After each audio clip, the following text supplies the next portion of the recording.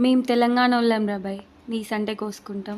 అది బోటి కూర అయితే బోటి కూర వాసన కొంతమందికి నచ్చది, నచ్చిన వాళ్ళకైతే పానం అవుతుంది. అట్లాంటి బోటి కూర నా స్టైల్లో ఎట్లా చేయాలో చూపిస్తా, ఈజీగా చూసేయండి. ముందుగానైతే ఈ కూర కోసం ఒక మసాలాను తయారు చేసుకుందాం. స్టవ్ మీద గిన్నె పెట్టుకొని గిన్నె వేడైనాక ఒక స్పూన్ దాకా ధనియాలు, అట్లనే ఒక 4 లవంగాలు, 4 మిరియాలు, ఒక 3 ఇలాచి, కొద్దిగా చెక్క ముక్క వేసుకొని మంచిగా ఫ్రై చేసుకోవాలి. ఫ్రై చేసుకున్న తర్వాత ఒక 2 స్పూన్ల దాకా కొబ్బరి పొడిని వేసుకొని పౌడర్ చేసుకొని పెట్టుకోవాలి.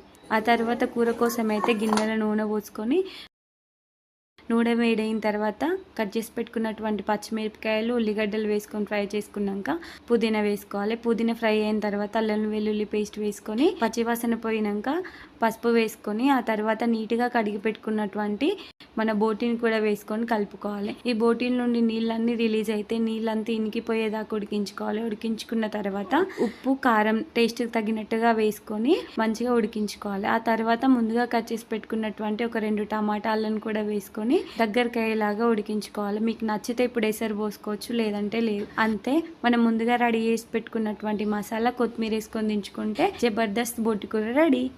అంతే. మీకు ఏమైనా డౌట్ ఉంటే ఫుల్ వీడియో కోసం ఛానల్ నేమ్ కింద లింక్ ఇస్తాను, చూసేయండి. అలాగే నా ఛానల్ ఇంకెవరైనా సబ్స్క్రైబ్ చేసుకోకపోతే please subscribe. Thank you for watching. Bye bye.